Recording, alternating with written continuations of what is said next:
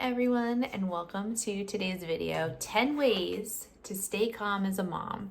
Something you don't think about often when you're pregnant and thinking about having kids is that once your kids get a little older, they're not babies anymore. Sometimes when they're babies too, but more so when they get to be toddlers, children, teenagers, you're going to have a lot of confrontational situations, a lot of meltdowns, a lot of agitation because they have all these big emotions and they don't know what to do with them.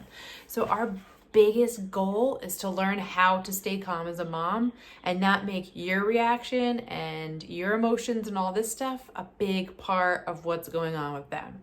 Because I definitely noticed my son's only 3 years old and I already noticed so much that 9 times out of 10 when he's having a bad day and he's tantruming like crazy and not saying nice things and not being well behaved, 9 times out of 10 I'm having a bad day and it's reflecting off on him. So what are ways that I can stay calm as a mom? So first way we have is understand the importance, right, of staying calm. Understand that when they're trying to push your buttons and they're having a meltdown or whatever it may be, not listening, not doing what you want them to do, it's important for you to stay calm because that's the best way to get them back to normal, back to what you want them to do so that you can move forward with your day. So first, just understand that importance of why you want to stay calm as a mom. Number 2, know your triggers. So what's going to make you agitated? When are you most agitated, right? Because if you're staying calm to help them stay calm, if you know there's going to be certain things that are going to set you off, know they're coming. So I know for me, sometimes I just get so frustrated when my son won't go to bed. It's completely normal to not want to go to bed, right? It's what kids do. I did the same thing when I was little. So it's most important for me to stay calm because the more calm I stay, the more likely he is to go to bed at a more reasonable hour. So that may be a trigger. Another one might be siblings fighting. Maybe you get very agitated when siblings are fighting, when your kids are fighting each other. Whatever it may be, maybe it's a certain time of day, a certain way they act. Know what your triggers are so that you can really use your coping skills at that point, and that's when you can use these to stay calm as a mom. Number 3, and this one's always a difficult one for people to work in, is meditate. So I already have no time in my day. Everything's crazy. When am I supposed to meditate? Great questions, right? The Dalai Lama once said, and I always love this quote, he says he meditates for an hour a day, and people say, well, what about on the days that you're very busy? And he said, on those days, I meditate for 2 hours. So what we're saying here is that if you can find 20 minutes of you time, meditation's such a great way to make the rest of your day go so much smoother. It keeps your brain on course. It makes you less tired, all this other stuff.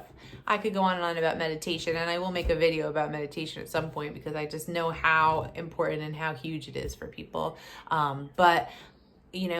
If you can find that time to meditate and find a good method of meditation that works for you, that's going to help you so much with staying calm as a mom. Number 4, have a mantra. So it could be, if I am peace, my family is peace. I need to stay calm for my kids. He's not a bad kid. He's having a bad situation. This is when they need me the most. These are some mantras that you can have. So when this starts happening, you can keep reminding yourself of the importance of staying calm as a mom. So keep saying these words, these phrases to yourself over and over in your head while the meltdown or the fight or whatever it is happening, to emphasize to yourself and to remind yourself the importance of staying calm. Number 5, sometimes it's just important to know when to walk away. You're starting to feel your blood boil. You're starting to feel, agitated. You're starting to feel like this isn't going anywhere. Sometimes it's okay to just walk away for a second and just say to your child, Mom is feeling a little agitated. I need a few minutes. I'll come back in a moment. It's possible that might be enough to help them out a little bit. It's also possible that might make things worse. But if you can step away, and if you have a partner that's home or something like that, they can maybe tag in for a minute while you step away. Because staying there when you're getting that agitation, you can't control it, and you're about to yell and start screaming as well. it's not going to help anything. So you need to know when is a good time for you to walk away for a minute. Another thing that's so important for staying calm as a mom is practicing daily positivity and gratitude, right?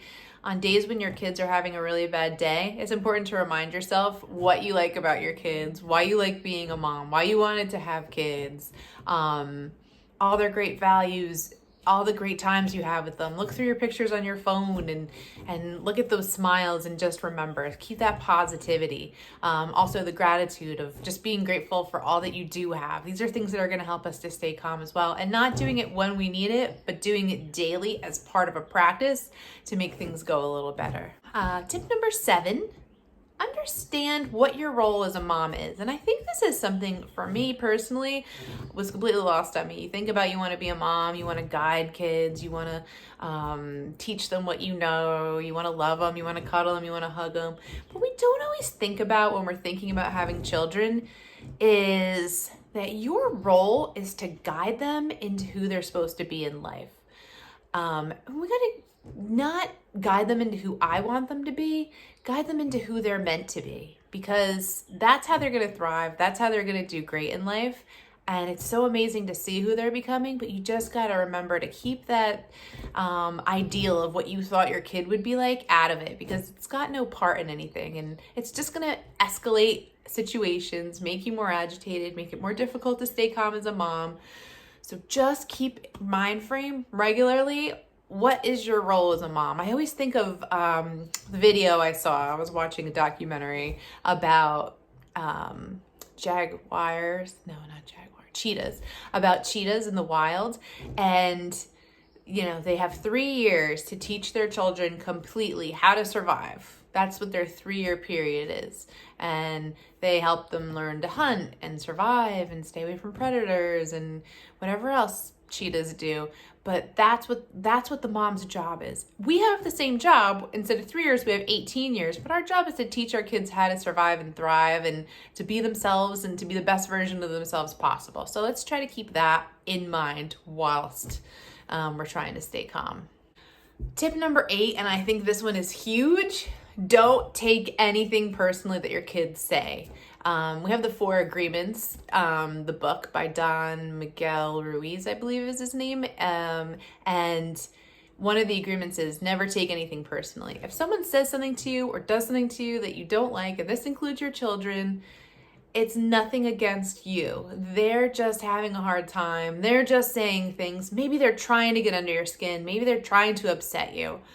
But you can't take anything personally. What they're saying does not reflect you, does not reflect how they feel about you. In a very hot minute, they're gonna say terrible things sometimes, and you have to be okay with that, because it's not really how they feel, and you can't take that personally. And number 9, keep your eyes on the end goal. Your end goal is to have a nice, sweet child that you have put all this love and everything into.